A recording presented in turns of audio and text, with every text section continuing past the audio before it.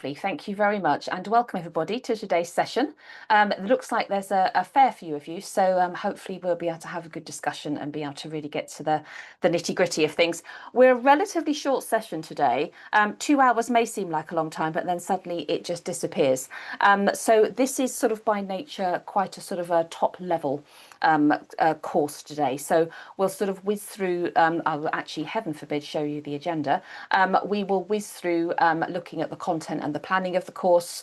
Then we'll have a little look at the assessment and the mark scheme. So we won't necessarily be marking things, but I will show you some scripts and you will have some time to read through them. But just be aware that there are other marking courses that we offer throughout the year. So if you want to then dig down into mark schemes and marking, etc., then they will be coming up in the near future. And then we'll have a little look at the support and the different elements that we have to help support you throughout the course itself. So, and actually give you some chance to answer some questions as well. I will give you a chance to sort of chat to each other, and we'll open up the chat window a little bit so I can get your opinions on things and how things are going as well. So really, this is, as I say, sort of a relatively top level course today. So I know some of you may have been teaching this course already. Some of you may be brand new to it. So we're trying to sort of pitch it to everybody, really. So I'll run through a quick review of the content of the course. I'm guessing most of you will know that, so we'll do that relatively quickly. And then we'll have a little think about how you're going to plan the course and think about your lessons. And this is where I will probably bring some of you into the fray and see what you do and what you are planning to do, and sort of try and get a feel for how everyone is feeling about planning a modular course. And then we'll move on to looking at sort of the assessment and the question types, and we'll also have a think around the different support that we've got and talk through that. As Leon said at the beginning, please do ask questions as we go along, otherwise I will just talk. So please do put things into the meeting chat. I can see the chat. It may be that I don't get to it absolutely instantly, but I won't forget you, so please don't worry. So it's if you put anything you want to know into the meeting chat, I can help you with that. And then likewise, if you're having any technical difficulties, please use the meeting chat for that, and Leon will be able to help you with that as well. So I'm going to start with the content and the planning and really have a look at the specifications. So just to reiterate, just in case you've wandered onto a course you weren't expecting, this is the modular course. So this is our sort of the different way of doing the course in terms of it's not the linear course, if that makes sense. So the modular course is this idea that you can pick and go on your different modules, on your different units. But it does mean that there are 2 units to this course. So everybody does the same course. So everybody does Unit 1 and Unit 2. Whereas obviously with the linear, you have the choice of the coursework, but obviously you have to do that. Everything has to be done all in one go. So actually, those of you who are interested in the linear course, we are running this the linear course sort of equivalent of this next week. So you can do a compare and contrast if you want to have a think about the 2 different courses side by side. But today we're talking about the modular course. So there are 2 units to the modular course, and both of them are the external exams, are basically sitting in the gym hall with a biro, etc. So first unit is the bigger unit. It's a 60% unit and there's 90 marks, and it's a relatively long exam for students. It's 2 hours and 15 minutes, so they have a good opportunity, hopefully plenty of time to get all their thoughts out onto the page. So the first section, I think the thing to think about here, actually, but I'm going to wander off and give thoughts as I go along. But this is obviously, I think sometimes students, and I must admit me as a trainer, this happens to as well, can get sucked in a little bit to the reading and sometimes take too long on the reading and don't leave enough time for the writing. And I think it's worth noting actually on both of these units that the writing is worth the same amount of marks as the reading. So I really sort of think about timings and really make sure that students are giving themselves an opportunity to get as many as those 45 marks for writing as they can. So they are leaving enough time for it. But the reading section, there are some short and long answer questions which we'll look at in the second part of this course. And it's one of them is related to a non-fiction text that they won't have seen. And then also there's one question on an extract from the anthology, and then they compare the unseen extract with the anthology extract. So there's obviously some work that you can do in the classroom with students around reading unseen text, but also working through that part one of the anthology to make sure that they are as prepared as they can be for the one extract that will come up on the exam paper. And then the writing section is a choice of two, and we will always give them the audience, form and purpose. And this is transactional writing. So it's the more sort of everyday audience, purpose, persuasive, discursive type writing. So, and we'll talk about that and the different text types that students are expected to know about as we go through this course. And then the second unit, unit 2, we sort of move on from doing non-fiction and transactional and go to a little bit more about prose and poetry and imagination here. So we sort of cover both different types of reading and writing in this course, which I think quite a lot of students quite enjoy, that they they get to have a little taste of literature as well as non-fiction as well. So the reading section A, we're still using the anthology. So there's an anthology that comes with this course, but we'll use part 2 of the anthology. So this is where students will need to think about the poetry and the prose text within part 2 of the anthology. And there will be one essay question on one of the texts from the anthology. And then for the writing section, it's where, as they've been looking at something a bit more imaginative, then they will have to write something more imaginative. So that, again, is a 30-mark question. They have a choice of 3 there. So there's always a nice choice for your students in terms of the writing questions. So they can have a think about which one they want to do. And then obviously that is also worth 30 marks. So that's a shorter paper. That's an hour and 30 minutes. So because there are, in inverted commas, only 2 questions. But again, thinking about their timing there, thinking about making sure they're leaving enough time for that writing and are giving it the best shot that they can and not trying to get it all done in 10 minutes. There is also, for those of you who are interested, there is the spoken language endorsement. This is optional, and this runs across all of our English qualifications. So this runs across the IG as well as the GCSE, and it's really for students, should they wish to do a spoken language presentation.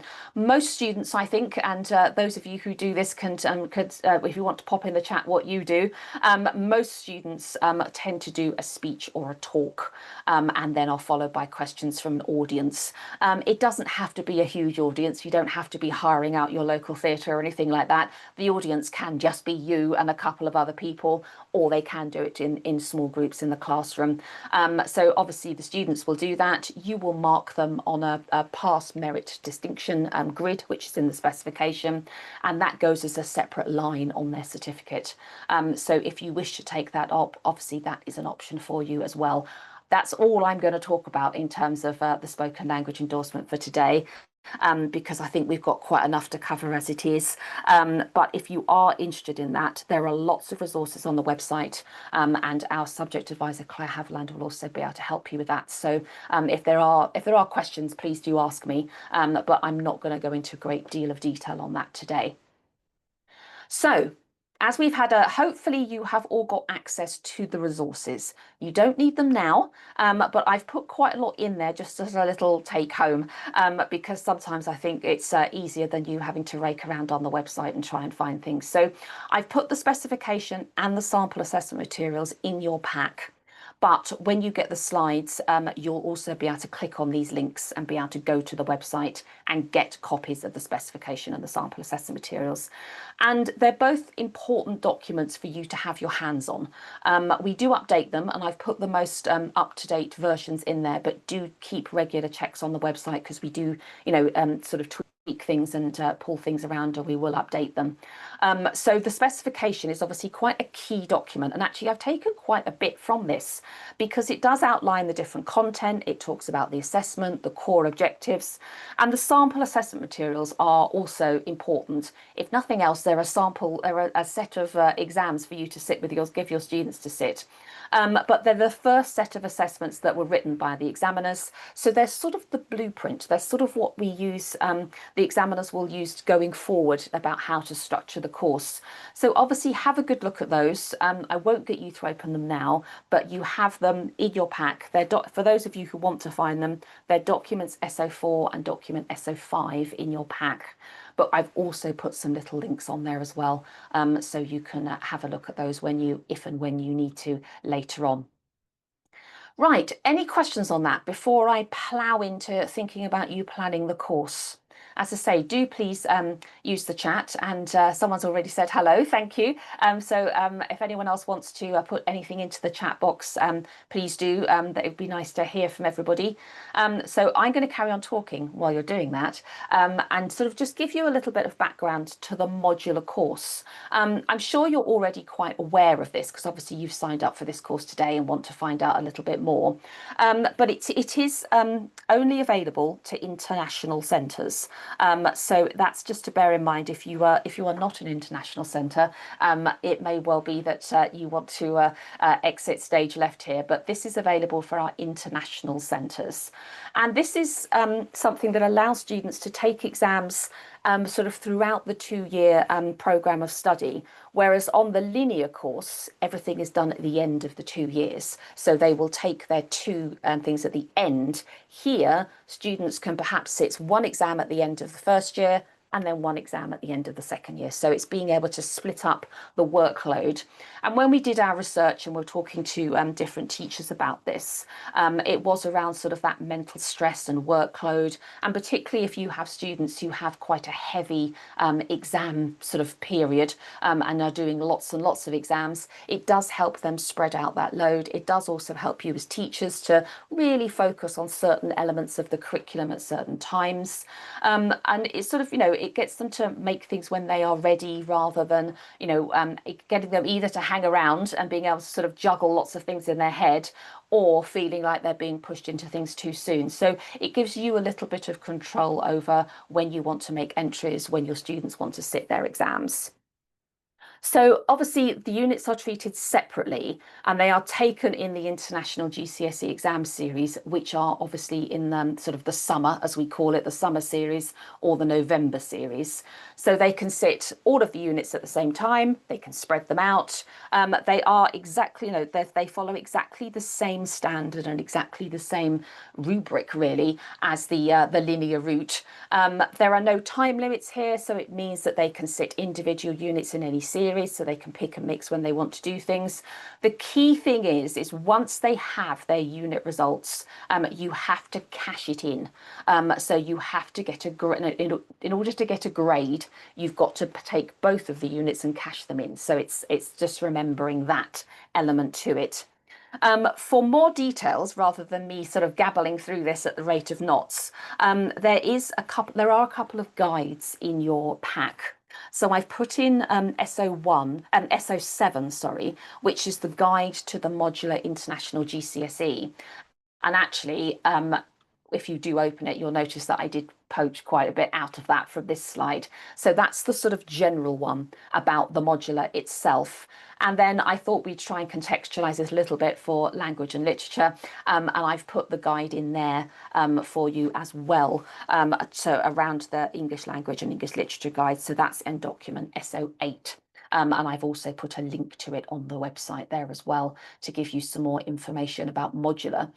So hopefully it is fairly self-explanatory. Those of you who have been in teaching long enough will probably have seen this in various guises across your teaching career. But it is just another option for you as teachers and for your students to have that more modular approach, to have that more being able to do the units separately, being able to really focus on one unit first, do that unit and then do the other unit and cash it in. So it's really just thinking about all your different options and what you want to do there.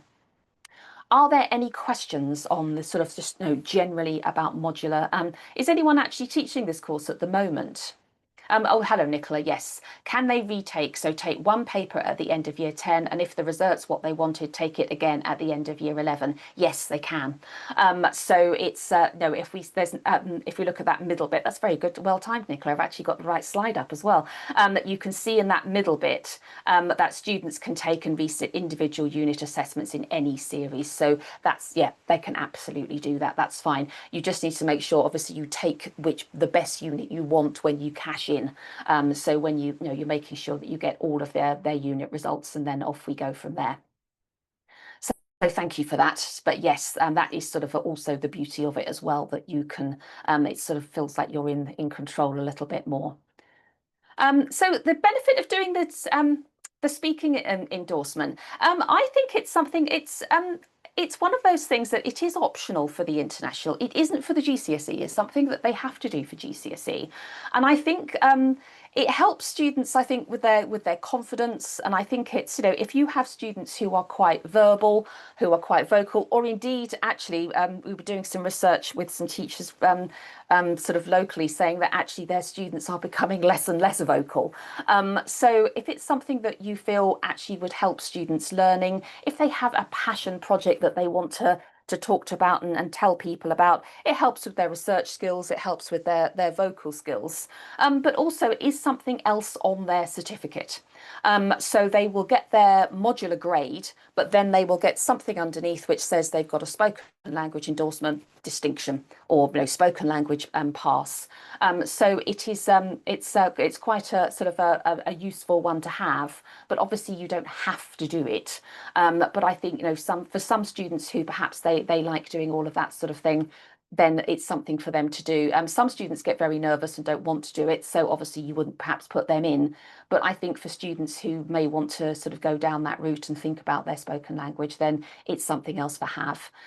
Nicola, so the coursework pathway, this is where it gets confusing, is still English Language A, but it's the linear course rather than the modular course. The course code for language A is 4EA1. So when you go on the website, that's that you'll get the two different options for English Language A. We are on the modular course, but the English Language A with the coursework is the linear course. I did say it was going to be confusing, didn't I? So then, Philomena, what happens if a student does not do well in Unit 1? Can they only focus on 1 and not take 2 in the next academic year? No, they can do the Unit 1 again, and they can take the Unit 2 at the same time.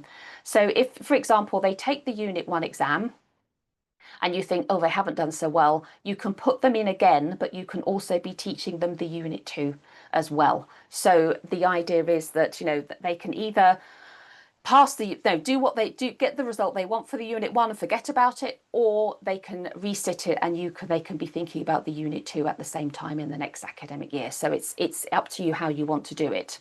So the cash-in is always a difficult thing to think about. So once your students have got their Unit 1 result, and they're about to and when they've done their Unit 2, or actually about to sit their Unit 2, you need to do what's called a cash-in. So you need to say, right, I want to take this result from Unit 1 and the result from Unit 2, and I want to get a grade. So you then have to use a cash-in code to do that. Any more details on that, perhaps that is my scant knowledge of it, please do contact Claire Haviland about this, or your exams officer will be all over this. So it's basically when they come to the end of their course, when you want them to get a grade, you need to make sure that you're combining the two units together and they are then getting a grade. So that will be done via a cash-in code. There's lots of information in the specification about it, but also I really do recommend if you talk to Claire Haviland or talk to your exams officer, they will be able to help you with that. And there may well be, I think there is some information about that in one of the guide to modular GCSE that I've put in your pack. You may notice that I am not necessarily an expert on that. If I have to dig any further into that, I may need some help. But the idea is that in order to get a grade at the end, you need to cash it in. So that is the sort of the basis for that there.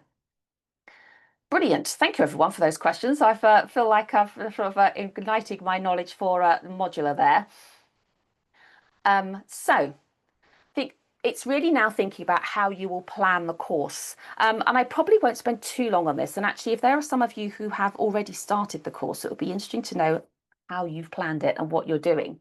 But the idea is that international GCSEs are 120 guided learning hours, and that is the same for GCSE. It's the same for all of this level type qualifications. So I've put a plan in your pack. and it's from the website. So it's something that I always think these plans are always something that's quite useful for you to then pull about and use how you want to. So it's thinking about how you're going to do it and how you're going to sort of organize things. I think most people probably start with Unit 1 and then do Unit 2, but it'd be interesting to see how you do that. And obviously, for those of you who are doing literature, how you then combine the two together would be an interesting one to think about. So I've put a sample course planner in your pack, and it's document SO9. And if you have got access to the resources, and this is sometimes when the wheels come off the wagon, as either I can't access them or you can't access them, hopefully you've got access to them. So if you open document SO9, which is the 2-year course planner, you can see that it's a fairly blunt instrument, but you can see how it's being planned and where they're putting revision in and how things are being put forward.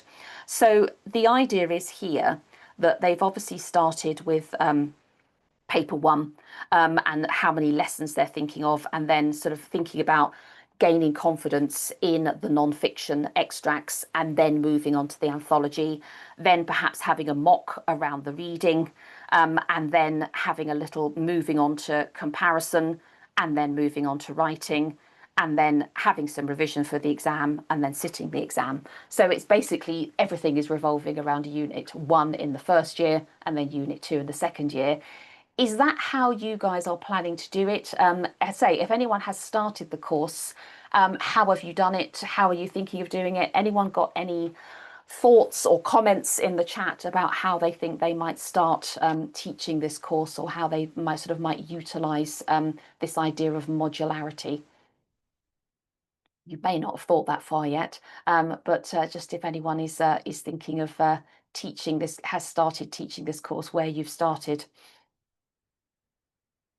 I'll let you have a little ponder. But I think the hopefully this it's, as I say, it's quite a top level planner, but it does at least give you something to think about, to sort of think about where you might put things in, where you might put your mocks, where you might put points that you will have an opportunity to think about where your students are, if it's worth putting them in for the exam in the summer series, or you might wait to the November. So it's thinking about all of those different elements there.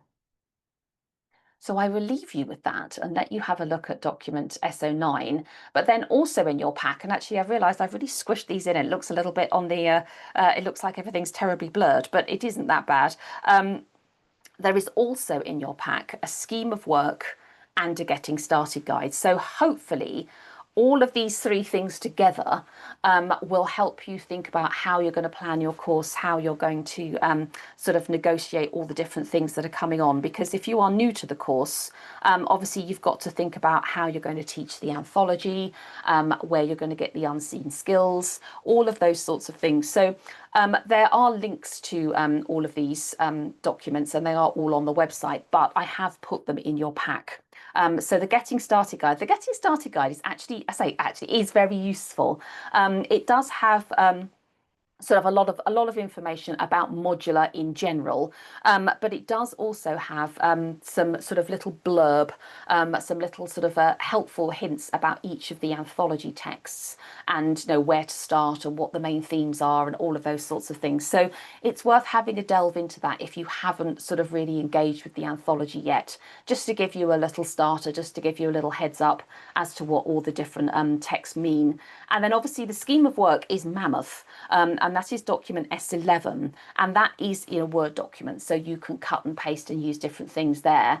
But you can see just from that bit on the slide that it does give them it gives you some ideas about what to use and when, and different skills that you can use, and the different resources, and thinking about all of those sorts of things.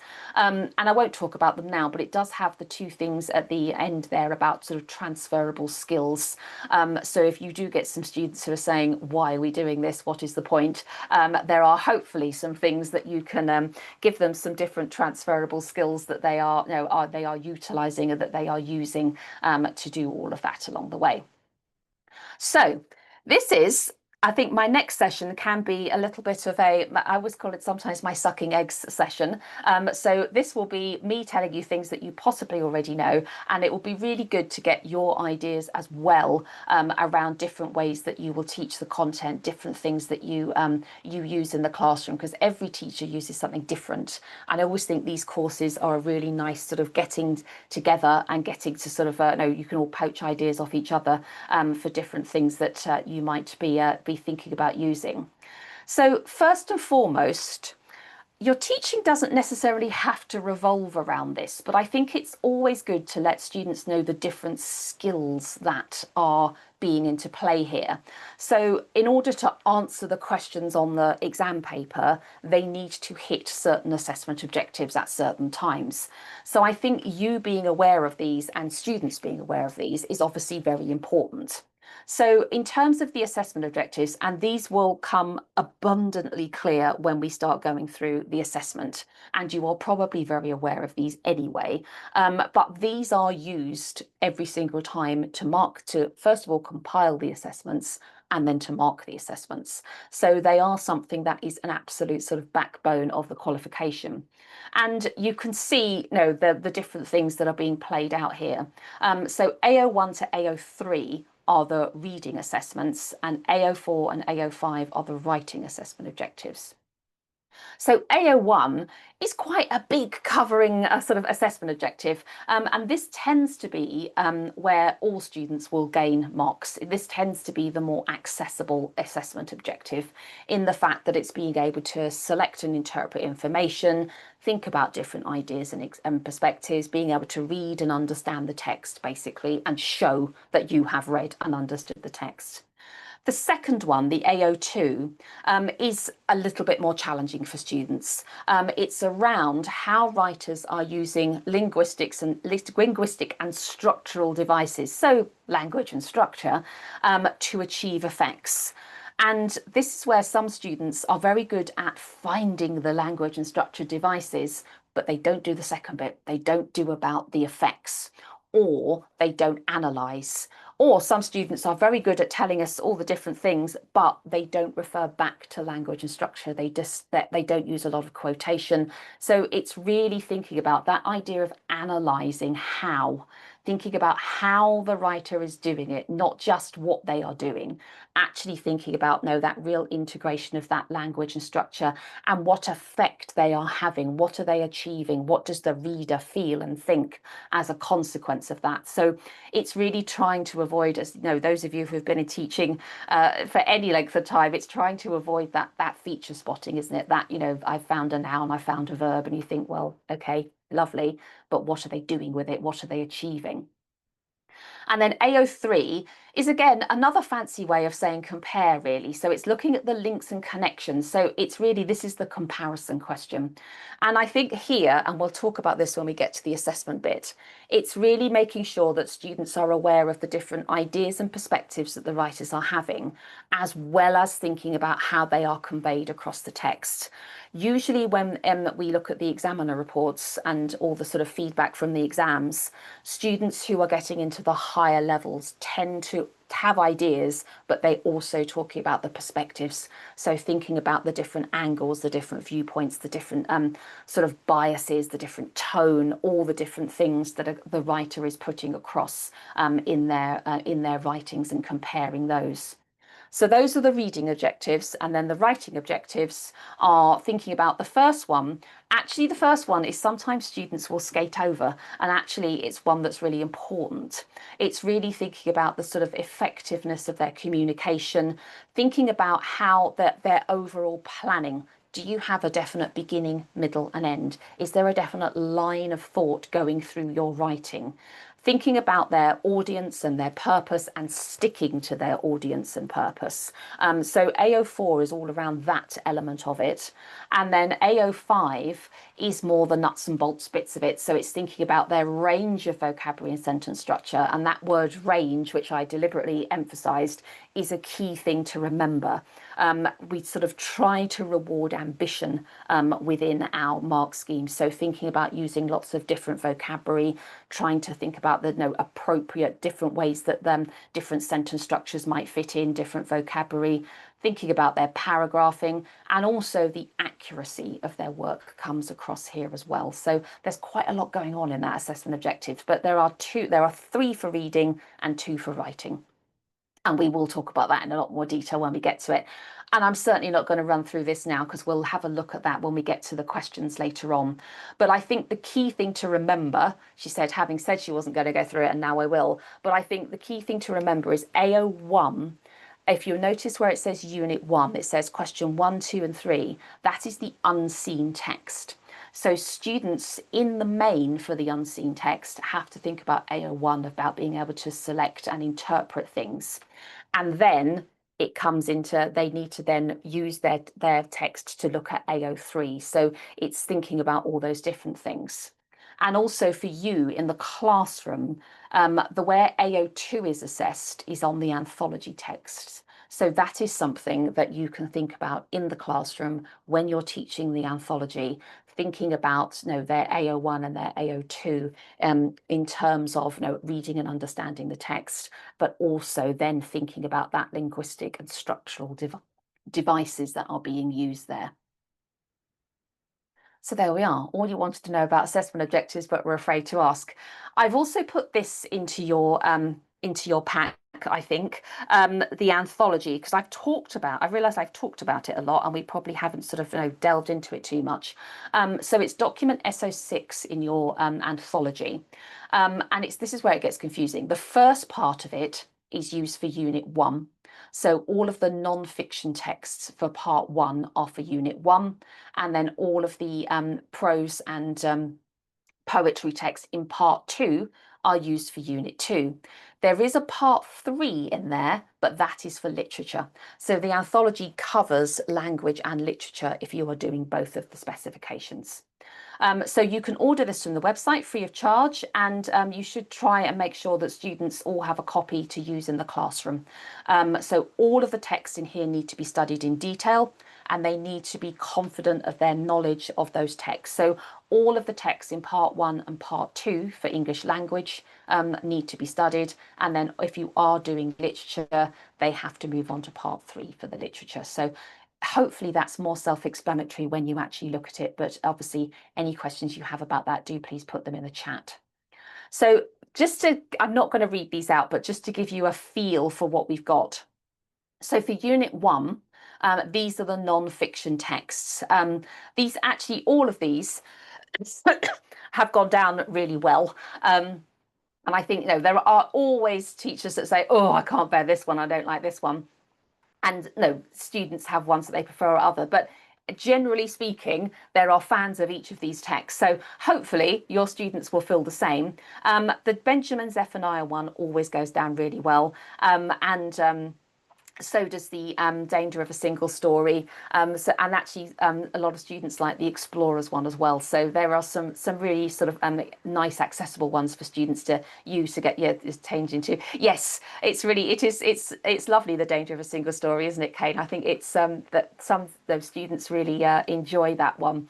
And then others you think, oh, maybe we are slogging through this. But I think there's a really nice variety there for students. And there are some that I know have had some teachers say, oh, there were some that I thought they wouldn't like, and actually they really enjoyed it. So hopefully it is opening up their eyes to different voices, different writing styles, different topics. So hopefully there is, as they say, something for everyone in those non-fiction texts. They do have to study them all. So I think that's just something to really emphasize, because any one of those can come up on the exam paper. So you want them to feel as confident in each of them equally, even though they may have their favourites, because they don't know which one's going to come up on the exam paper. And likewise for the anthology text for Unit 2, which are the poetry and prose ones, they do need to have a good working knowledge of every single one of these. So there is hopefully a nice mixture, again, of poetry and prose. Those of you who have been in teaching for a while, I'm pretty sure will know at least a couple of those poems fairly well. So we did try when we compiled this to sort of stick to some of the oldies but goodies. But there is also hopefully some things that will engage students. They all seem to like the Woman in Black passage if you're looking for something to start them off with. And actually, Still I Rise, I think, is a popular poetry choice. So it's it's getting. You might want to start with the ones that you think they'll enjoy first, and then move on after that. But again, they do have to have a good working knowledge of that as we go in. So Kira, do students have an anthology in the exam or text from the anthology appearing in the papers? Yes, they do. So for both of the papers, the extracts, the unseen and the anthology text will be printed on the paper. So they don't need to take the anthologies in with them. So you don't need to have exam copies. Everything is provided on the paper. So they can just scribble on that and do what they like on it in the exam. So I don't know if any of you, I don't know if this is worth opening up to the group chat because I don't know how far you are in there. I know, Kane, I know you said that you like the danger of a single story. Is there anything that you've been thinking about that you might start with? Anything that any resources that you use? If anyone's been sort of doing any planning, anything that they've thought about in terms of teaching these texts, if you want to share, that would be really useful because I know some teachers may be new to this course, maybe newer to teaching than others. Things like how are you ensuring that the students are engaging with language and structure? Oh, that's really interesting, Kane. I'm going to take a little note of that. Mrs. Rumsey is a lifesaver. Excellent. Yes, it's. I know students. They love a bit of the YouTube people telling them what to do, don't they? So I think that's yeah, and it's nice that they are tailored to to our IG and think about the different texts. Yeah. And first-rate tutors, excellent, thank you. One tip I will give, and it may well be in the slides, and I'm going to spoil it, is have a look at all of the past papers. I know, obviously, the modular course is relatively new, but the linear course has been running for a long amount of time, and the papers are the same. The examiners will write what we call indicative content in the mark scheme. So obviously there is going to be some indicative content I think for all of the anthology texts now. So if you're thinking about, oh God, what are we going to focus on in terms of language and structure? There will be some nice rich resources in the mark schemes that can help you with that if you are sort of looking for different things to focus on and different things to do.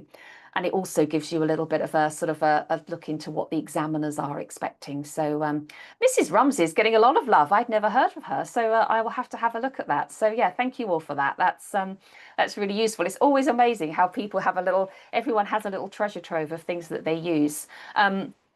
By no means are you obligated to buy this, but there is a slide later on. There is a textbook for this particular course, so I will show you that at the end. But if there are plenty of resources elsewhere, then please do use those. We do have some lesson plans on our website as well, if you are looking for anything to start you off there. But it seems like Mrs. Rumsey is winning the day at the moment, so that's good. The textbook I will when we get to the slide, Catherine, so that'll come at the end. So I will show you share you that when we get to it. Right, I'm going to see if I don't think there's any more for any more, so to speak. So I'm going to move on. And I think this is, again, this may be anyone with a link of resources, videos, or graphic oh yes, things like knowledge organisers. That seems to be something that that students quite like as well. So yes, if anyone's got any links or anything that they use, please feel free to put them in the chat, and then you can all magpie off each other and share the different ideas.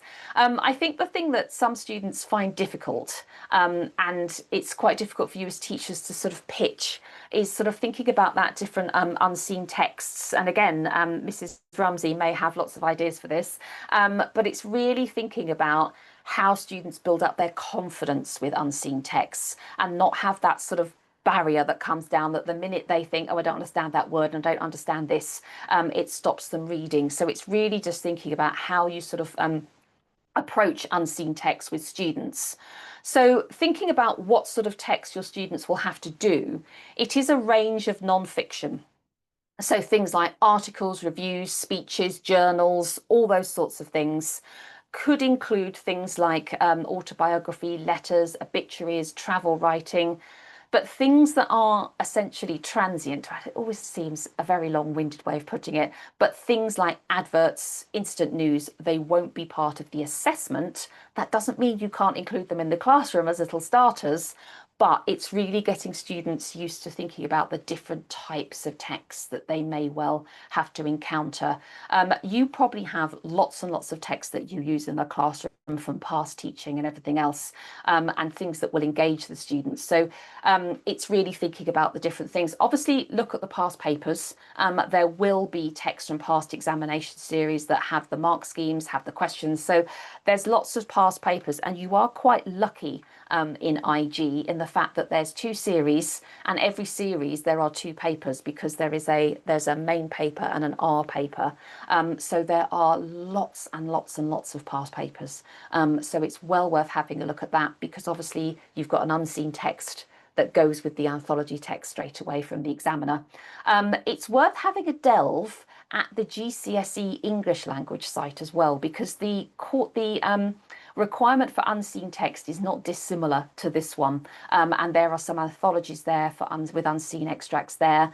These might be all a little bit out of date now, I must admit, but things like, looking at BBC Bite Size, Teach It, all have ideas for extracts, different things. And I think obviously, you've obviously shared a few of them there, but any other resources that you use specifically for things like unseen texts. Gone are the days, I think, when you used to sort of get the Saturday and Sunday newspapers and rip out articles. But anything that any resources that you use that help your students, if you have links or have ideas, please do share them in the chat, because I know a lot of teachers always find that very useful to share different ideas, and it always gives another thing to add to the places where you could get different ideas from. The thing that we always think about here, and I've used this slide several times, so apologies for those of you who may have been on my courses before, but it's actually trying to get students to sort of be a little bit more active with their reading, perhaps a little bit more dynamic. And actually, when they're reading through, I mean, the key thing is, first of all, isn't it? And I'm sure as teachers you will nod knowingly at this, is actually getting the students to read the extract in full properly. Because I think there's so much noise around, right, you've got to find features, you've got to do this, you've got to do that, that they actually sometimes don't sit and read the extract. And well, this is a very anecdotal story, but a colleague of mine who was a teacher was saying, I know my students don't do this. She said, because I put three lines of a different language in there, and only 2 of them noticed. So the fact that they are so sort of laser focused on looking at different things, actually, if you said to them, what is this text about? Just give me 3 ideas about what this text is about. Sometimes they've skimmed over that. So I think it's really getting them to do that sort of dynamic reading, about thinking about what the text is about, thinking about, right, I've read this paragraph, where do we think it's going to go next? What are the indicators here that makes me think it's going to do this? And I think sort of that last one, I think, is the key one, that sort of keeping their options open. I think if it's sometimes on a topic they might not like, and I do this a little bit with books that I don't necessarily have to want to read, you think, oh God, it's this, I'm not going to like this. But actually keeping their options open, trying to think about, right, what is the writer trying to do here? What are they trying to interest? Who is this trying to interest? Actually thinking about what the text is about, and actually sort of working through some things with some active things to do can sometimes really help them. And I think this is quite useful. And sometimes it might be that you have to say, pretend you're someone else when they're doing this. So if their first thoughts are, I don't like this, you might have to say, they might have to give them a nudge, but actually just their first thoughts and what was puzzling or intriguing. Is there something you like about it? What is it you like about it? What is this bit that you like? Does it remind you of anything? Does it feel like something you read before? Does it feel like something from the anthology? So all of those sorts of things that you could sort of pull together to help them read. But also, and I'm sure you all do this, so this is my perhaps, my first sucking egg slide, but this idea of actually using some images to help students read the text. So I think sometimes, particularly when you've just got them from Key Stage 3 and they're coming into their first lessons, to plop down a great big long extract can sometimes be a little bit daunting. Actually, I think it's instilling in them that they read things all the time. So, we know they all know nowadays it's images, it's videos, it's things like that, isn't it? So actually just engaging them on a quick little lesson or a little opener with some pictures, with what are my first thoughts, what was I puzzled or intrigued about, just some different texts and different topics, and getting them to pick out features of the photographs rather than evidence from the text, because that is evidence from the text. So if they can do it with pictures, they can then move and start doing it with different things. So as we've said, they might feel more comfortable and confident reading images, but and yes, to say, obviously they can't do that in the exam, but if we're trying to instill the confidence and trying to instill the key skills of unseen text, then actually starting off with a quick 5-minute look at this picture and notice some details, and let's explore the ideas, and let's think about the meaning behind it, and actually think about the effectiveness, think about what is the effect that they were trying to achieve and has it worked, and what was the meaning behind this, and all of these sorts of things could really help. I haven't picked but necessarily particularly inspiring photographs because I am slightly restricted by copyright, etc. But obviously you could have some very exciting photographs with perhaps Marvel or something in them, to actually sort of engage the students, get them to think about all the different things that they may want to engage and think about. And then actually thinking about the different shorter extracts. And we use these quite a lot in training. And I always use the shark ones because I always have to have something to do with sharks in every training pack I write. But this is, again, rather than just slapping down a great big bit of the anthology, actually just having some smaller ones. And actually here, this is not necessarily, this could be ideas and retrieval, but also I think this is something you could do with audience and say things like, okay, well, you're trying to get, your grandma or your younger sister, or who is trying to donate, which one would appeal to them and why? So actually trying to get them to pick up on things like tone and things like perspective, just from some very short extracts, I think, and on something that is instantly able to latch onto of like, you've got these two organizations, who would you give the money to and why? So those sorts of things I think could really help. And then this is actually, I'd say this is probably, again, something that you're very used to, but just thinking about building up those AO2 skills. And obviously we don't necessarily want to do a lot of feature spotting, but actually giving students all the different things that are involved in language and structure. And I think particularly structure, because I think some students are we'll just talk about that first one. We'll just talk about sentence types. And we'll just talk about, oh, it's a long sentence, so therefore it would be fascinating to the reader. I think, would it? Okay.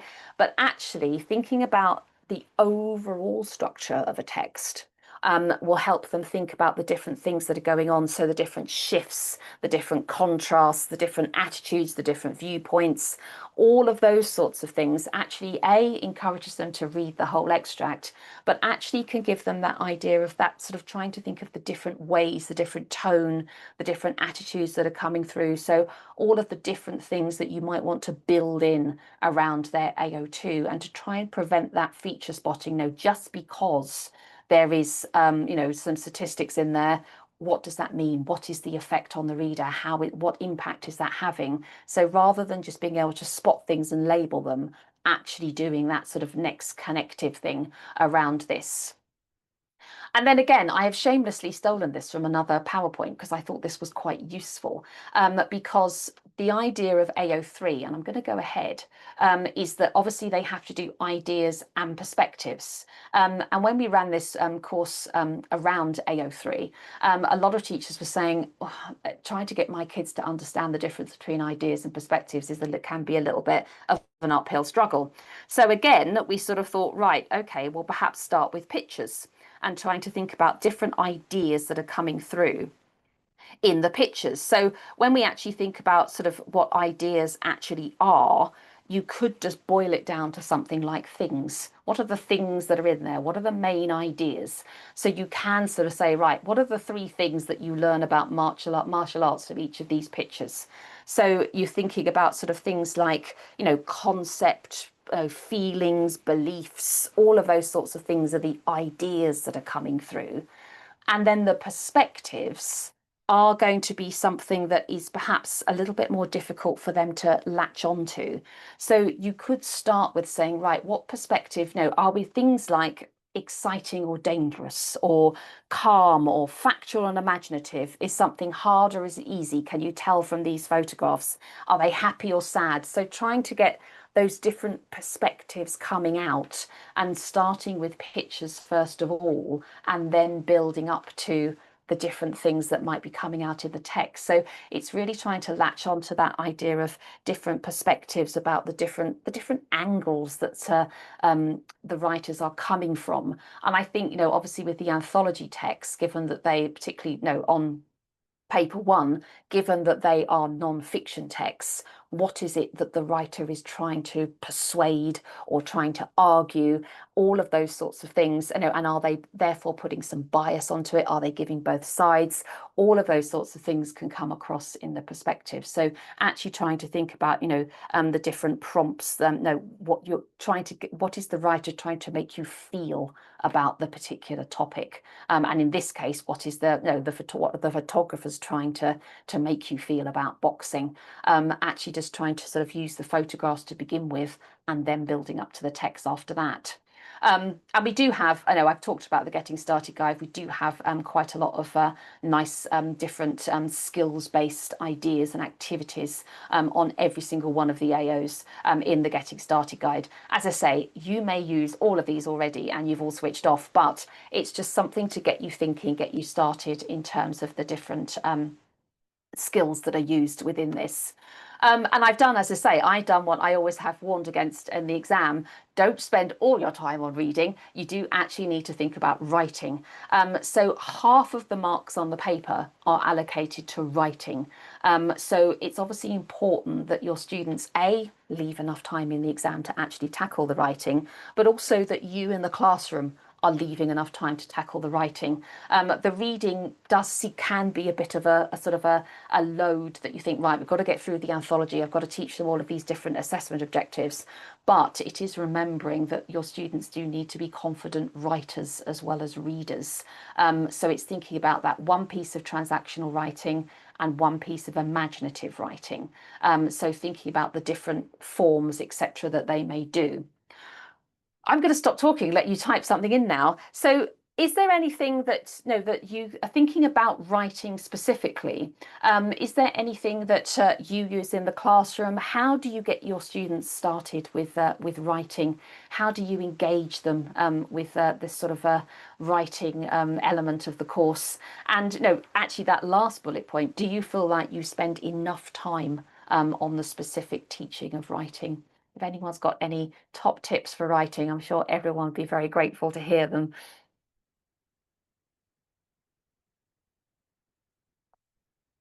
So I've stunned you all into silence now with my burbling on about assessment objectives.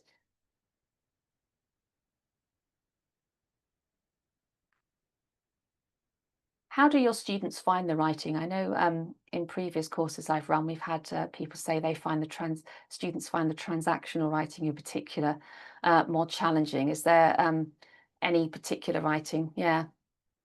Yes, I think that's a really good idea. I think sort of that clear examples and a model. And I think also, and I think I've probably got some slides coming up on this because it is something I bang on about a lot. I think that idea of a model, or actually just something that if they can see you planning, can sometimes help, because I think, again, we've run quite a lot of workshops for writing. And we have had teachers that say, oh, I just say to them, just do a plan. He said, then I suddenly realise I don't know if they know how to do plans. So actually getting them to think about what a useful plan does and how it works, I think can be a useful thing to think about in the classroom, because generally speaking, students who have some sort of plan is a way. And I think that modelling, yes, both of you are saying there, modelling is good because it gives them, I think sometimes it's very easy, isn't it, to spend a lot of time on introductions and endings. It's actually thinking about what goes in the middle. How is it all flowing together? Yes. And I think that's right. I think, as though again, the days of reading newspapers or having a lot of exposure to transactional writing, it's so even though sort of not necessarily reading newspapers or magazines and things, so actually giving them some clear examples of things is a really good idea, and just sort of giving them the different sort of clarity about what the different things actually do and what they're there for, which leads me very nicely into something I found on the website, which actually I hadn't been that aware of. So it's always useful to look at the website because it's probably been up there for ages. I've put this in your pack. But it's document SO12, and it is hopefully quite useful in terms of the different text types which have been set and which are likely to come up on the exam paper, but also it then gives the different things that you could include within that. So hopefully, if you haven't seen that, that is quite a useful thing to take away for the transactional writing. And I think, Philomene, I think you're absolutely right. Things like sentence starters, and I think things like sort of connective and that sort of thing. Yeah, and that's a really good idea. Yes, getting them to look at the different speeches and how they model it. Yes, and things like yes, always draw it back to something they might be interested in. Yeah, and obviously it's things like the Oscars. They're very well controlled and very tailored, aren't they? So I think that's a really good idea around speech writing, and I think it gives them actually seeing it. It's a bit like when you teach literature and they don't really appreciate that a play is being seen. I think actually appreciating that speeches are to be heard gives it a new life, doesn't it? Gives it a new flavour in the classroom. And I think, yes, that collaborative model is nice, different ideas and create something together is always a nice idea, isn't it? And getting them to work on something and know how they will create certain effects, I think is a good thing. These are all really good ideas. They're better than the ones I had. But hopefully, as I say, if you were worried about what type of texts are coming up, then that little guide that has been on the website should hopefully help. And then I pulled this just so I could be a completist for different things around imaginative writing. And I think the key with imaginative writing, one of the keys, I suppose, is again planning. I sound again a bit like a broken record here, but also thinking about you don't want to stifle ambition in any way, but at the same time, you've only got X amount of time in the exam. So thinking about sort of some things that again that sort of idea of structuring, that idea of modeling, so thinking about not having that many characters, having obviously some dialogue but not every single word you uttered to your friend, actually thinking about the definite beginning, middle, and end. So thinking about that sort of that I keep doing this, the idea of it being a round hole. So something that and I think it's also that really getting them to remember that someone has, it sounds really silly, but someone who isn't the teacher and who isn't your friends has got to read this and understand what you mean. So it's that sort of element to it. And I think that's a really good idea, Kane, that idea of sort of TVs and TV, and things like, it sounds sillier. When we did this before, another teacher was saying they show them things like adverts, because some adverts they have to have a definite beginning, middle, and end. Even if it's something really silly like you come home and all the floors are dirty and you have to use this cleaner and then everyone's happy. What indicators are there? They're not speaking. So what indicators are there that are showing that this is the narrative? So all of those sorts of things. And I think that something that's visual can really help them to sort of give them some ideas, because I think that's what students often say, isn't it? I can't think of anything to write. So something that, can give them a stimulus, that can give them something to work off, I think is a really good idea. And actually, if you think about things like some of the movie reviews online, they show a sort of a plot, don't they, in like a graph. So actually showing them something like that about how, the classic plot, the idea of there's building up to a climax and then coming down to a resolution. All of those sorts of things can really help, just to give them an idea about how to plan and how to do things. And of course, I'm going to talk about planning now as well. So actually sort of encouraging them to think about a mind map, different ideas, getting them actually to sort of think about their best ideas and then thinking about how they will move them between the paragraphs. And as I talked about before, perhaps letting them see you plan a piece of writing. So giving them a task and saying, right, I'm going to write my plan now. And so actually, and sometimes, as one teacher said to me, said, them seeing you struggle gives them a little bit, think, oh, brilliant, it's not as easy as it looks. So actually just thinking about, how you move things around and how you think, okay, I've written that now, but I might put that as paragraph 2.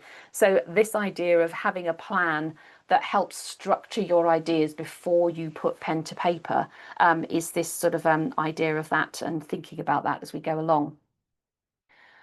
Right. I think we've sort of talked about quite a lot as we've gone along, and I'm conscious of time. So it's 10 o'clock, it's on the hour where I am. I'm conscious that you're probably all in different time zones. So it's 10:02 where I am. So hopefully it's something 02 where you are. So what I might do is just give you a 5-minute break. So you can have a comfort break, you can refresh your cups and get away from my voice if nothing else. So if I pause, I'm going to pause my microphone and I'll turn my video off. And if we return at 10 past the hour, so it'll be 10 past 10 where I am. So it's basically about 8 minutes, just to give you a time to either have a look at the documents that are here, or as I say, go and have a break, have a comfort break and get another drink and whatever. And then I will start again in about sort of 8 minutes time. I will stay here. So if you have any questions or anything you wanted to ask, please put them in the chat and go from there. But I thought I would just give you a quick break just to refresh your glasses and your brains. And I'll start again at 10 past the hour. So I will mute now. So please don't panic that you can't hear me. But as I say, if anyone's got any questions in the interim, I will be here to stay online and answer them. So I won't be going anywhere, but do feel free to do so yourselves.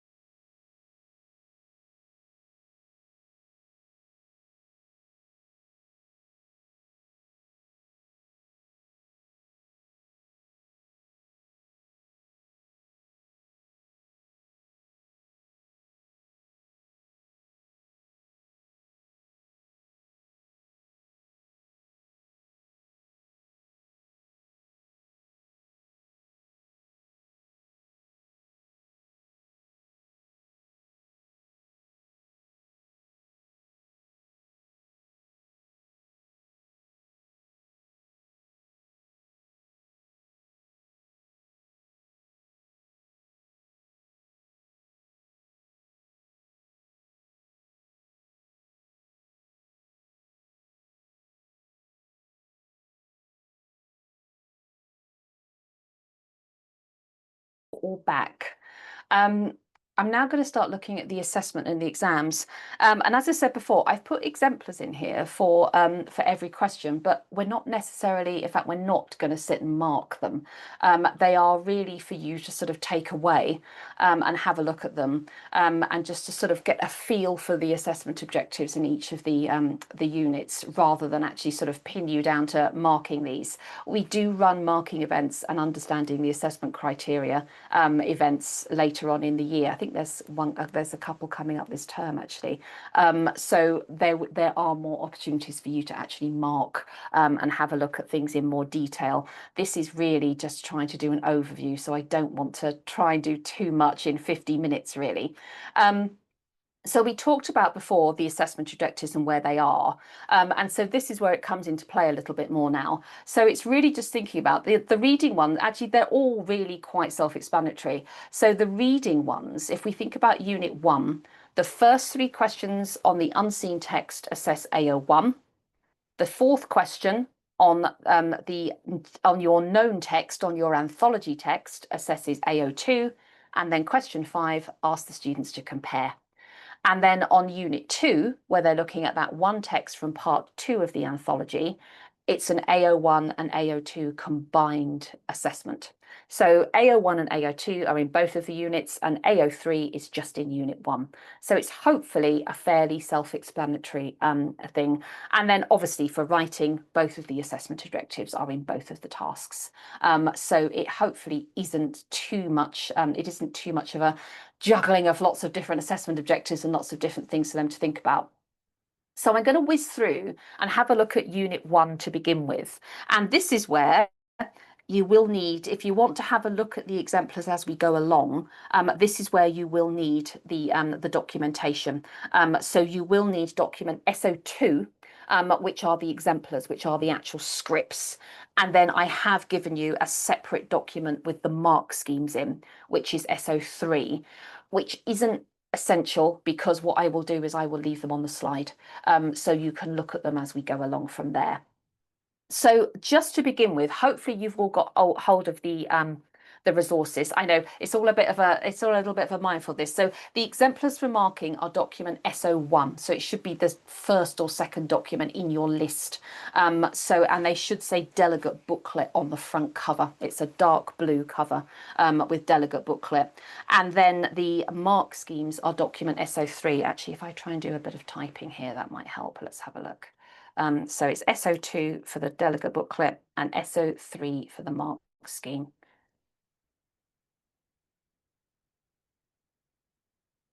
It's always tricky online because I can't sort of come round tables and make sure you've got all of your different things. So the first question, I think sometimes students if they get caught out by this, they get caught out by the fact they try and do too much. It is as simple as it seems. Simple in inverted commas, obviously. It's as straightforward as it seems, I should say. So it's where students get caught out here, and actually on all 3 of these first questions, is they don't find the right lines. So I think really getting students in the habit of looking at the lines. So this one is lines 1 to 4. So Amina, the resources booklets, if you scroll right back up to the top of this chat, there is a link at the top there for a WeTransfer link. If not, they are on the email that you got through yesterday. So hopefully one of those 2 places you should be able to see them. It's always a little bit of a scrabble for these, so I will give you a little bit of time to find them. I'm padding a bit so everyone can find the things. So the first question is as straightforward as it seems. And when it says select 2 words or phrases, that is exactly what we're looking for. And I've put the mark scheme alongside it, so you can see the examiners are basically looking for 2 of those 5 things. So they are thinking about how people reacted to Rose dancing in the park. So that is a very specific thing that we're looking for. Most students get to these two points, no problem at all. But it is just thinking about how they do it and how they go along. So again, I should have put the mark scheme up here. These are 2 examples from the summer. So you can see that they haven't necessarily written a lot. And that is not a bad, for this question, that is not a bad thing. So if we think that on script 1A, it was clapped and cheered, they put there. So they are going to get, I'm going backwards now, you can see that they are clapped and cheered. So they get the 2 marks. So they are bullet points 4 and bullet points 5 from the mark scheme. The second one, and I think, no, again, I've taken all of these from the examiner reports, which if you haven't seen them, I would wholeheartedly recommend, because they basically come with lots of different exemplars and lots of examiner tips and lots of things around, where students did well, where students didn't do so well. This second one is actually 1 mark. Oh, and I've fallen out of the thing here, because it's talking about, the first bullet point is talking about rows rather than the people. And then the second one does actually fulfill a bullet point in the mark scheme. So they were unable to resist her in, I think it's infectiousness. So they got 1 mark for that one. So it's 2 marks and 1 marks there. And I think actually, again, as the examiner has said, underlining, really emphasizing what the question is focusing on. So how people reacted to rows, not how rows reacted. So it's really just making sure they're understanding that question and getting to the nitty gritty. These should not take long. This question should not take your students very long, as I'm trying to do myself here and rattle through these ones. These are a relatively straightforward route into the exam paper to settle them down, to get them thinking about the extract and everything else. And then we move up slightly in terms of marks and also in terms of skill, but it is still AO1. So again, this is question 2, and we're looking at a different set of lines now. So we're looking at lines 17 to 28, so a bigger extract from the actual extract itself. And the key thing here is that we are expecting students to put things in their own words. So as much as possible, we need them to put things in their own words. So it goes against almost everything you ever tell them in your English lessons about having evidence to support and you must use quotations. This is one where we're expecting them to put things into their own words, to do sort of almost like a précis, and think about the different elements. What the vast majority of students will do is they will put 4 things down. So they will have firstly, secondly, thirdly, fourthly, or four different lines of 4 different things. That helps the examiner to see that they've done 4 different things, helps with the marking. It also helps the student to think of 4 different things. They don't have to do that, as we will see in the exemplar coming up. You can just put it all in 1 paragraph, but it's a lot of the examiner reports do talk about, it's worth 4 marks. Just put down 4 things, but you need to make sure that you're putting it into your own words. So again, this is what we call indicative content. So it's if students are not putting this exactly, but it's a variation of a theme of that, and it is in their own words, you can reward them the point. And obviously there may be something the examiners haven't put there that is completely valid and is within the lines. That is absolutely fine. So I'm going to get you actually just for a couple of minutes. It's going to be a very quick thing. If you have found the in the deluge of paper I've given you, if you have found the different things. So it's page 2 on document SO2, and it's page 3 on document SO3 for the mark scheme. But what I will do is I will leave the mark scheme up here so you can see it. The exemplar you're going to look at did get full marks. So it's just a case of having a little look at it and seeing where you think it got the full marks. So you're not necessarily marking, but you're just having a little look at sort of a student that got full marks. All of the exemplars I'll go through today are all at the top of the mark scheme because we're just sort of doing an understanding of that. So this one did get 4 marks. So it's just having a little think about where you think that might be. So I will be quiet for a minute and let you read that, and then I'll come back to you.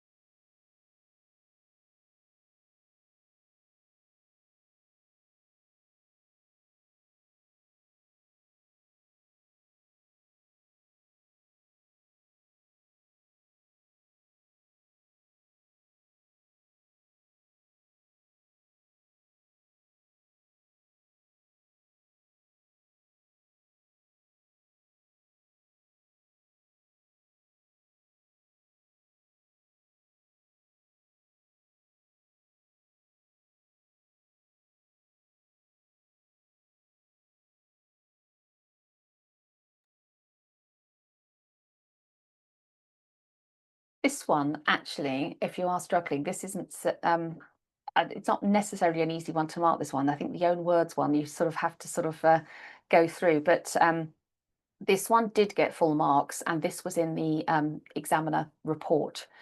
So you can go back and have a look at this one. Oh God, this is very sensitive today, this. So you can see the first one actually is sort of outside the line references, but in a relatively short space of time, the student has sort of elements on the page. The student has covered really quite a decent amount. So you can see it's all those bullet points. So they did get the full marks. But I think it's thinking about the idea that, the thought that she can't hear the music, her own unique method of learning and counting, good experience with her coach, the different messages, how she is, moved by emotionally moved by them, and the fact that she's representing the deaf community. All of that is going towards the mark there.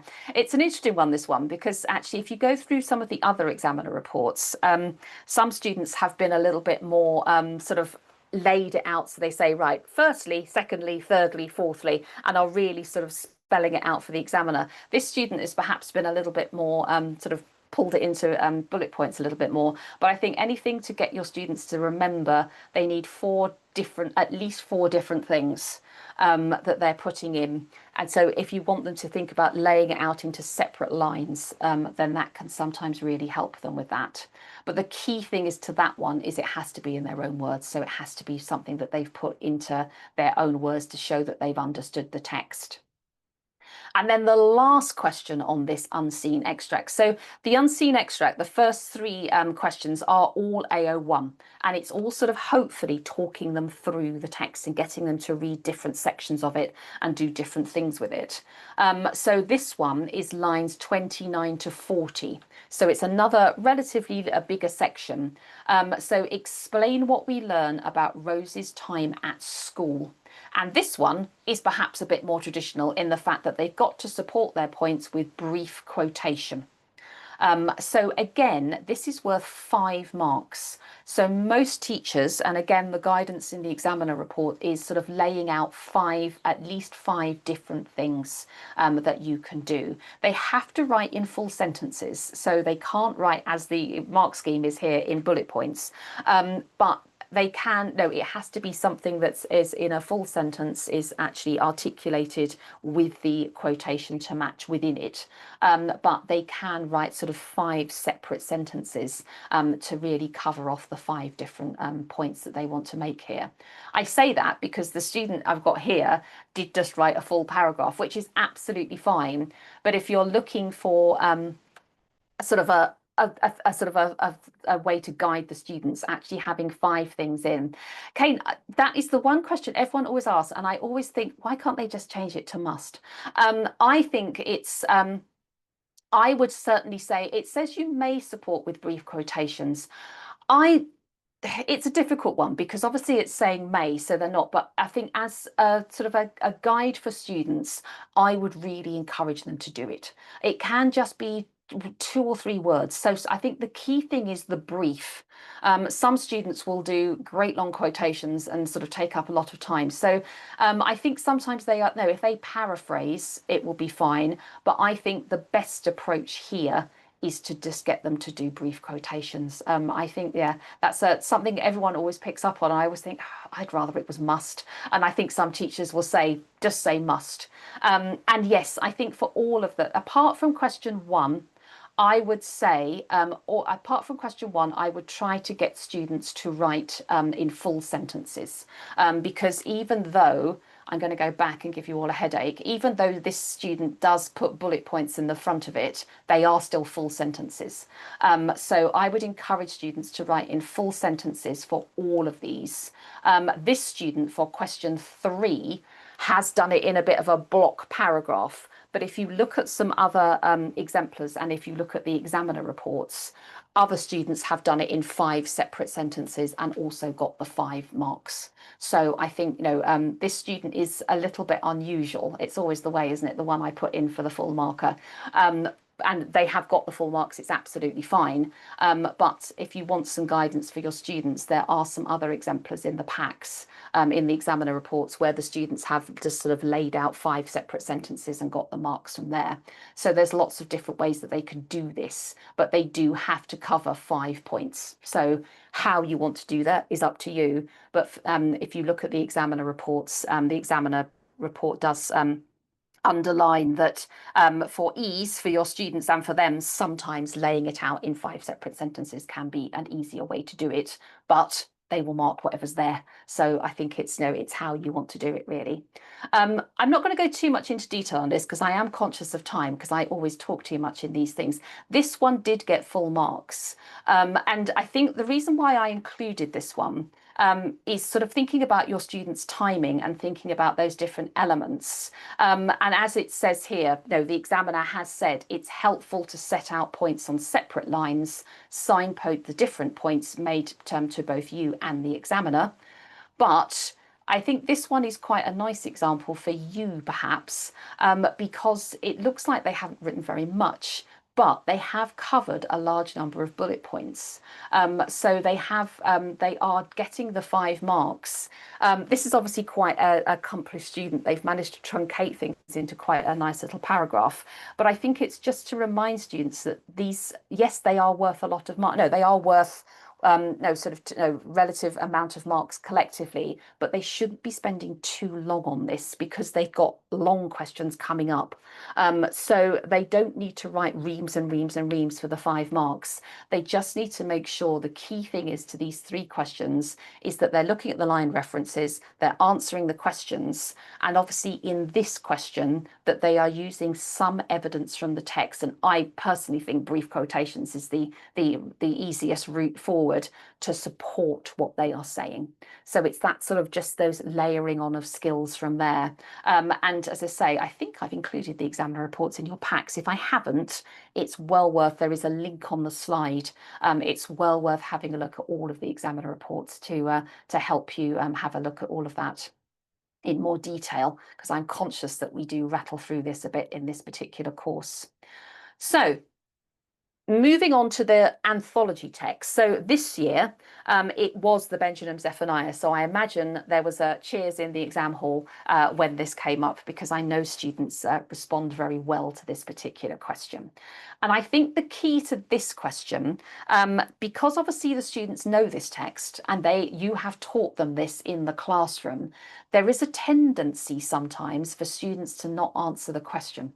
And they will just put down everything they know about young and dyslexic and try to remember all of the language and structure points that you have told them. So I think it's really making sure that students are reading the question. So it's to convey his views about being dyslexic, and then support your answer with close reference to the extract, including brief quotation. So again, it's getting them in the habit of making sure they are backing everything they've got with the quotation there.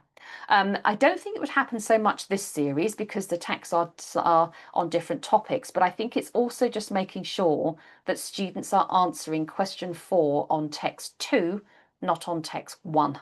And vice versa. There are some times when students will get the text muddled up if they are sort of a bit more closely linked by topic. This one, I'd like to think the topics were different, but I think it's just to bear that in mind that students do have to remember that question 4 is the anthology text. We have vast amounts of indicative content for this. And as I said before, it's really worth you, if you are new teachers to this, having a look at all the different mark schemes for all the different papers, because it will give you a good idea of all the different language and structure points that the examiners are picking up on and are pulling out of all the different anthology texts. And this one is marked using what we call a levels-based mark scheme. So whereas the other 3 were points-based mark schemes, so you're looking at the different bits of topic and marking them off here, here you're making almost a value judgment, and you're thinking about the different level and the different skill that students are putting in there. So Nicola, the text is printed on the exam paper. No, we're not that cruel and making them to remember it. Question 4 is printed on the exam paper.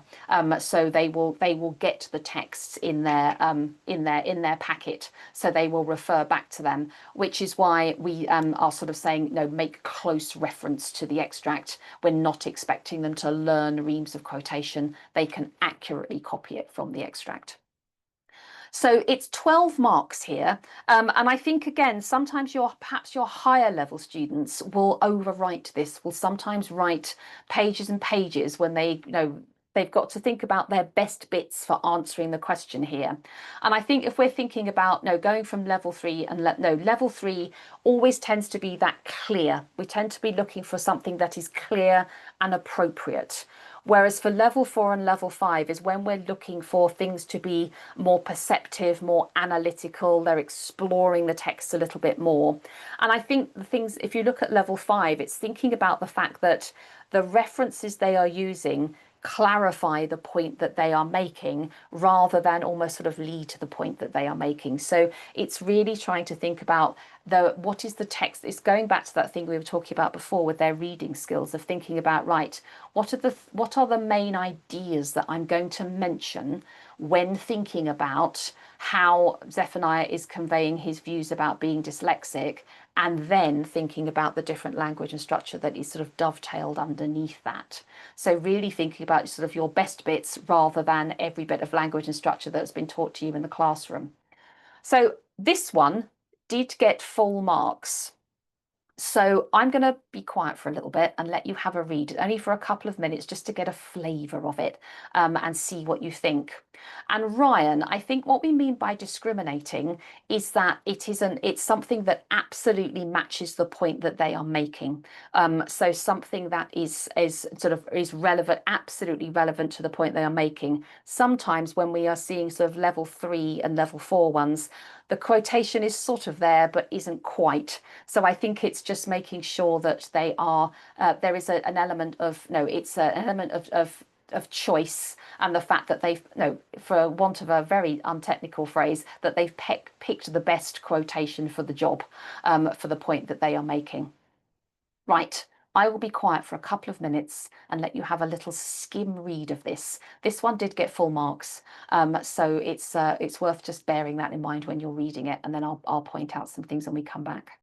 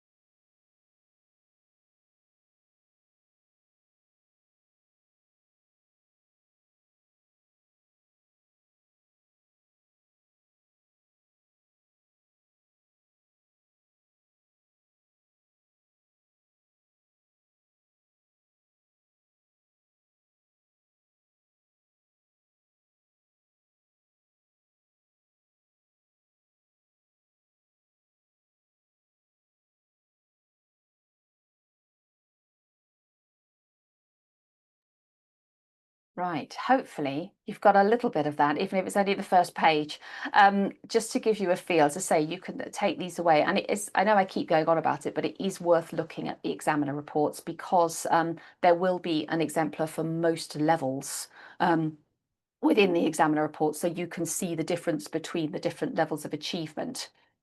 So I think this has a lot to praise. I think this one gets 12 marks. And if we think about it in relation to the mark scheme, they are fulfilling those two levels in the mark scheme. So there is some quite nice perceptive analysis. And I think picking up on Ryan's point about the discriminating references, you can see that they have picked out individual words, individual phrases, and it really is fully supporting the point that they are making, that it's really underpinning it there. And the fact that they have, they're not necessarily feature led, are they? They are thinking about the overall tone or the overall idea, and then they are putting the features underneath it to sort of try and expand on the whole. And as the examiner has said here, you know, they've thought about the whole text, they've picked out the appropriate points. And as I was talking about before, when we're thinking about structure, actually they've made a nice point about the overall structure, haven't they, which the examiner has picked up on there, that sort of idea of that chronology. And what they have done, which you often see in the higher level responses, is they are picking up on things like the tone of the text as well, the sort of the overall feel of it, the feelings that it's conveying. There's some quite nice touches, isn't there, around thinking about, you know, the effect on the reader and what might be thinking about it, and the sort of the different emotions that Zephaniah is creating. And I do quite like that, you know, solemn tone by the phrase "give up" conveys how his dyslexia was an inconvenience to him. So there's some really nice little sort of nuanced points within that. And as I say, I'm not expecting you to have marked and taken all that on board, because I am just giving you the little bits in nutshells here today. But we will do a understanding the assessment criteria course later on in the year, which we spend, you know, a good 2 hours marking. So that will give you some more feedback on that. So I'm going to move swiftly on to AO3, as I'm hoping your students will. And I think it's really making sure, and this will be a bit probably trial and error with your students when you do mocks and things, this is worth a lot of marks.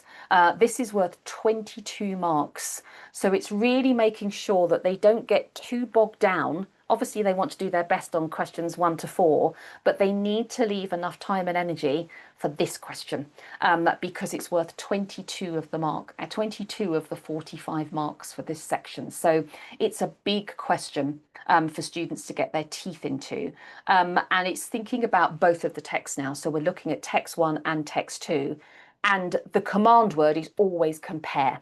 So we want students to compare how the writers are, the ideas and perspectives, and it's thinking about, again, it's answering the question. The question isn't just compare the two texts, it's thinking about how they present their ideas and perspectives about the experiences described. So it's a big broad question, but try to get your students to stay focused on it, because otherwise it can just sort of merge into just a comparative point, and then it sort of disappears. So Kenneth, how many points are needed? What about introduction and conclusion for question 4? You're going to dislike me, Kenneth, when I say this. There isn't a set amount of points that are needed for these questions. These are, unlike questions 1 to 3, where we do recommend, you know, you do a point per month. You don't need an introduction or a conclusion. You just need to sort of, if you want a word, get on with it. Talk about AO2. There are not a set amount of points. As you can see, what we're looking for is we're looking for that sort of, you know, when you're marking, you've got to think about that perceptive understanding, how they are analysing the language and structure. Are they consistent in that?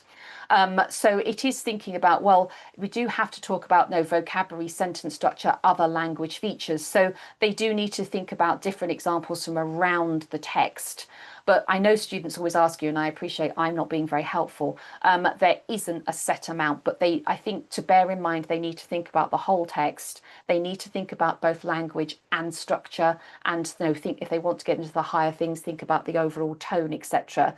Which is why I think sometimes it's better if they focus on answering the questions. So think about the different ideas or what's coming out of that, and then layer in the language and structure underneath it, rather than being feature led. So that's a very long-winded way of answering that question, of saying there isn't a set amount, but just to give you a feel for that one. And I think it's similar for this question, in the fact that there aren't a set amount of points they need to make. But the key thing to this question, for this AO3 question, this question 5, is that students do need to talk about both of the texts. Otherwise, they get stuck in level 2. So they really do need to think about their comparison. I think the more successful students will integrate their comparison a lot more. So they will talk about, perhaps have an overarching sort of answer to the question, and then say the ways that text 1 and text 2 will do it similarly or differently. So they are integrating that. Some students will write sort of a little bit of comparison at the beginning, do text 1, do text 2, and do some comparison at the end. But what we try and encourage, particularly for the higher levels, is that the comparison is as integrated as possible, and to sort of help pull out these different elements of the mark scheme. So we're looking at, the first bullet point is about their range of comparisons, so the things that they are comparing. And then the second bullet point is how they are analysing the ideas and perspectives. And then the third bullet point is around their references. And you'll notice on the sort of level 4 and level 5 that the references need to be balanced across the two texts. So this is where perhaps a more integrated approach would help with that, rather than writing sort of chunks about each of the texts. And I think sometimes students, when they take that approach, the comparison becomes more implicit than explicit. And I think try and encourage your students to be as explicit in their comparison as possible. Again, I'm not going to give you much time to have a look at this, but this one did get, I will tell you the mark, this one did get 21. So it's a little bit off full marks, but it is pretty much there or thereabouts. So I will be quiet for a minute or two and let you read the first couple of pages, and then I'll come back and we'll have a quick little chat about it from there. But yes, any questions you've got, please put them in the chat as we go.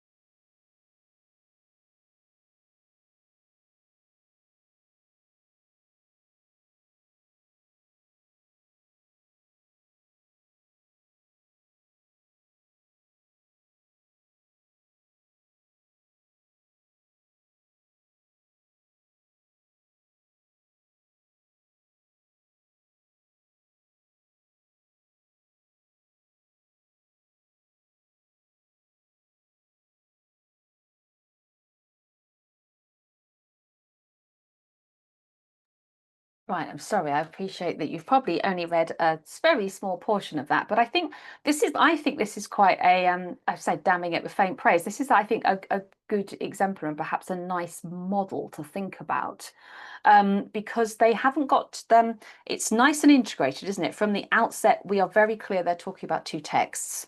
And I think the fact that they've tried to sort of group their paragraphs with the sort of overarching ideas and then layered the two texts in and amongst it has actually been quite interesting. And obviously they are talking about the language and the structure, and we do pick up on quite a few of the perspectives and the fact they're talking about, how they felt let down by the school system. They're talking about the different tone of the text and the different, one is one is remaining positive, and what they're doing to sort of encourage the reader, etc.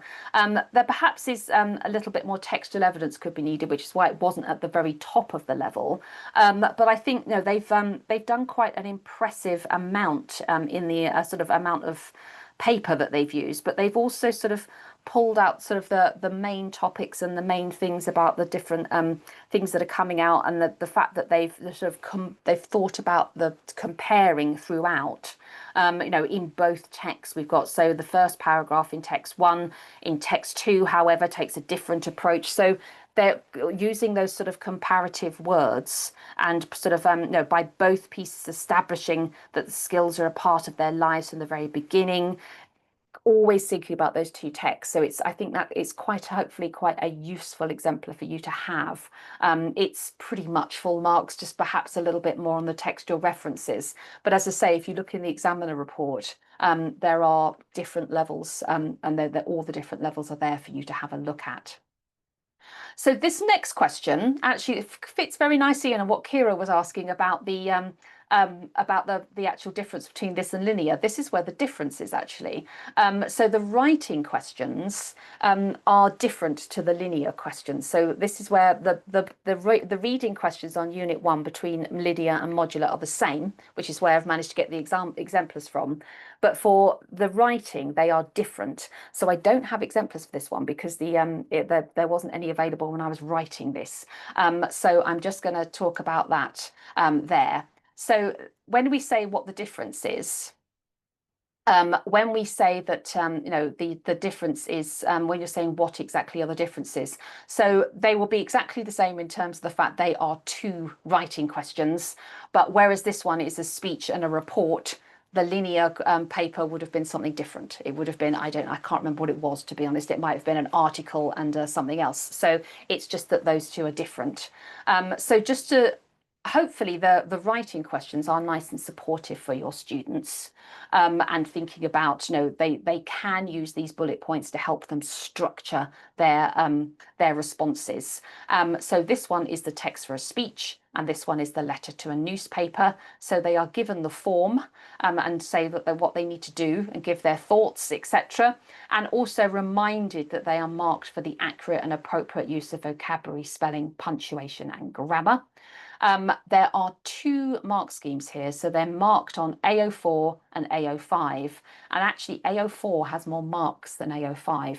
So it's really thinking about that AO4 in terms of their overall communication, how they are focused on the task, etc., all of those sorts of things.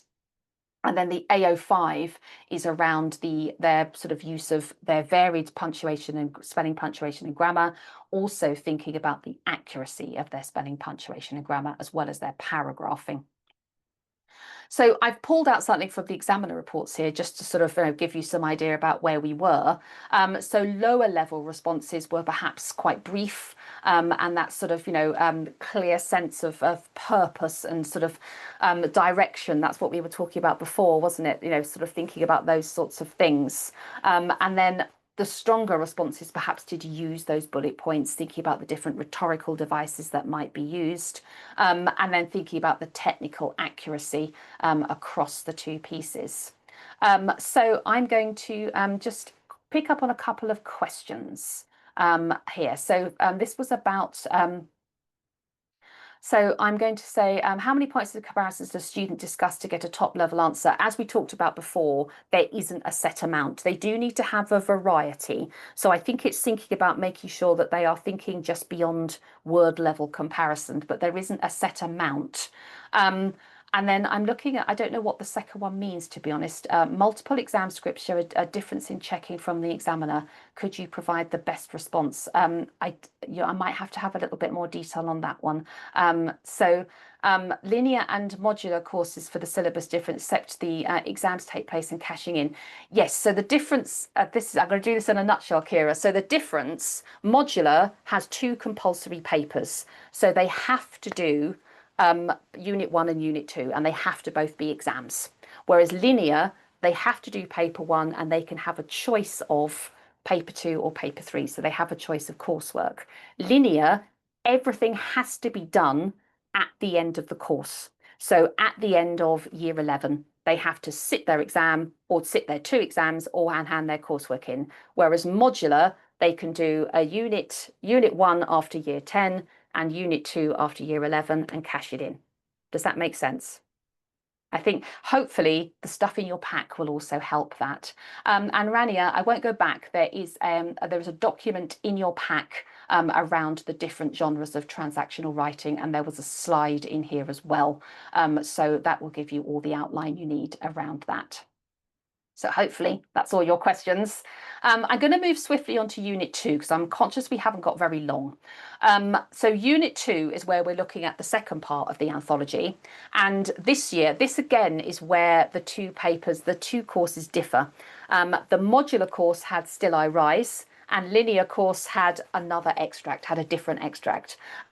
So again, I don't have exemplars for this particular one, but it's worth going into all the different examiner reports for the linear course because the question is exactly the same. It's just a different extract here. So you'll see lots and lots of different exemplars on all the different ones that we have raised in the past. So again, the key thing is to this one is a bit like when we were talking about the question 4 for the first one. The question isn't tell me all you know about Still I Rise. It is, how does the writer present discrimination? And again, we give the students some bullet points to help them along the way, and also remind them to do brief quotation. We will split, the indicative content is split into those bullet points. So it's split into narrator's thoughts and feelings, how discrimination in history is presented, and the structure. So it's thinking about how your students use those bullet points to best effect. And then there are 2 mark schemes here. And this was the one that was used this year in June 2025. So AO1 is 12 marks and AO2 is 18 marks. So there is obviously a bigger mark allocation for AO2, but there is obviously still a significant one for AO1 showing their understanding of the text and how they're answering the question, how they're responding to that. And then just to keep you on your toes, if there isn't enough information going on, you'll notice going forward that it isn't a big change at all, but just to warn you and remind you that the AO1 marking grid has been updated. So it's been streamlined a little bit, and this is the one that's going to be used. So it's still out of 12 marks. It's still got the same level descriptors, but hopefully it's just given a little bit more sort of clearer understanding about what the bullet points will mean. I've put a link to Claire Haviland's update about this on the slides. Any questions you have about that going forward, do ask Claire. We're updating our materials at the moment, so you'll get the new mark schemes, etc. But please, obviously, I'm warning you now, but it's not a massive change, but it's just in case you look at things and think, this doesn't look the same. It has been slightly altered just to make the bullet points a little clearer. So there's no real fundamental change. It is just a wording change, but just to keep you up to date as much as possible as I can on these things. For Ginny, do you know if students won't get any certificate if they only complete 1 unit? I think that is the whole point of cashing in, Ginny. My knowledge here is perhaps a little hazy, so I would get you to double check that. I think they will only get a certificate with their grade. So once they've cashed in, I think you get unit marks on a piece of paper to tell you what they are. But in terms of a certificate, I think it's only going to be on the grade. If that makes sense, but please double check that. There's hopefully information about that in your pack around modular qualifications and all the different elements. And the next question, that we don't mention the amount of words and ideas for transactional writing. Have a look at some of the exemplars. If you go into the linear course exemplars and have a look at some of the exemplars there, that will help you with that one. But there again, we're not very good on having set amounts of marks of words and things for that. It isn't that kind of course. So it is just, they've got to do 45 marks. So they need to sort of have enough there to fulfill the mark scheme. So it's worth having a look at past exemplars for that one along the way. I'm conscious we're running out of time. So this is the examiner report for paper 1. So I will leave you with that just to give you some idea. But I think it's really making sure students are focusing on AO2 and focusing on answering the question and thinking about their references and how they are responding to the text there. But I will leave you with that to have a ponder and have a think, because what I want to do is just very quickly finish off thinking about the writing.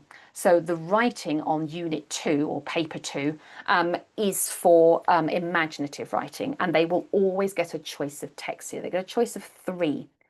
So they will get someone, you or someone you know had a visitor, a story with the title The Celebration, or they can use the images that are on the paper and they can write a story from that. So the sharp-eyed amongst you will notice that the mark scheme is exactly the same. So it's AO4 and AO5. It's 18 marks. It's just the marks are different because it's 30 marks, not 45 marks. But in terms of what we are looking for, the descriptors are exactly the same. So it's 18 marks this time for AO4 and 12 marks for AO5. And I've given you a full marker piece of imaginative writing in your pack. I won't go through it now. I will let you take that away. But the examiner has very kindly written a huge amounts of commentary for it. It's actually for where the student is in the exam hall and everything else, it's actually a very perceptive piece. It's very subtle, and it's there's lots of nuances in here with the mother-daughter relationship, and then the level 5, you can see there's quite extensive vocabulary there. There are some slips in handwriting, but rare spelling errors, as it says in the mark scheme. You can still give full marks when there are rare spelling errors. I think the tendency for English teachers in particular is to red pen and take marks away. I think you've got to think about the examiners will mark positively, so they will look for what is there. And if there are some rare spelling errors, particularly if there's something along, I know that it's the same word or the same sort of type of word that's been spelt wrong throughout, it won't impact on their mark. If it is absolutely riddled with errors, obviously it will. So I think it's just, think about that when you're looking at that level 5 along the way. I'm very conscious I've rattled through that, but as I say, this was just to give you a feel and a general idea about what the assessment is like. Everything you will need is on the website. Hopefully I've put lots of links and lots of things in your pack to help you as well. Obviously that's the Modular website that we've got the link to, but please do go and look on the Linear website as well, because there are lots of materials that are equally as relevant to Linear and Modular. Linear also has oodles and oodles of past papers that are absolutely exactly the same as the Modular papers. So you'll be able to get lots of past papers, lots of exemplars, lots of examiner reports from there. Obviously thinking about examiner reports, all the different forms and admin, all your different things. I've put most of these, I think, in your pack. So you should hopefully be able to access everything you need from there. Results Plus, I think some of you have possibly used this if you've been with us. This is for after your exams have been sat. So you can get lots of data from all of your student scripts once you've sat them, and that's the little timeline for it there. There's also something called Exam Wizard, where you can go in and you can make your own papers and fiddle about with that. And that is free. So you go in and you put in your English language A, and you can pull out, I don't know, all AO3 questions or all the writing questions or something like that. So that will hopefully help you build your own papers. I think some of you, if you've been with us as well, after the results, obviously you can have access to scripts. So you can request your student scripts and look at them and have a read of them. Obviously having a look at where they've done well, where they may have not done as well as you thought, so you can get a full picture of your students' performance. And the reason I rushed through that is because someone was asking me before about this. This is the textbook. By no means do you have to buy this. It's not essential to the course at all. But if you would like to give students an option of having a textbook, there is one available. And the link is there on the website for you to be able to use from there. I've mentioned her a lot, and here she is in all her glory. We do have Claire Haviland, who is our subject advisor. She is absolutely brilliant at all the things that I am not. So things like understanding and explaining cash-ins and modular and everything else. But she is also a subject expert. So anything you need, anything at all, Claire will have the answer for you in some way, shape or form. If you haven't already, I would really recommend clicking on the link here and signing up to get her regular updates. They really are very useful. She sends out a newsletter at least once a month, giving you all the different things that are happening on the specification and in English in general. There's lots of new things to come. Obviously, you're on the Getting Ready to Teach one now, but we will obviously be running some understanding assessment and delivery. There's exam insights coming up, and there will be some marking training coming up. So where you booked this is where you can book all the other things as well. So there will be lots of other training throughout the year, probably with me, but don't let that put you off. So hopefully, that felt like a very whistle-stop tour of the spec, but it was really just to give you an idea about what it looks like, and hopefully you've got a nice chunky pack to take away with all the different things there. And Kira, I'm just looking here. Is it okay to plan our course to focus on paper one? Yes, that is absolutely fine. If you have a look at the planner that's in the pack, I think that basically says that to do that. So yeah, you can basically take paper one at the end of year 10, and then, or you can think actually they're not ready yet, let's keep them bubbling over and put them both in year 11. That's absolutely fine. Any queries with that, anything you're worried about, double check with Claire Haviland, because I don't want to tell you wrong advice, but I'm pretty sure the SO9 document in your pack will help you with that. And there we are.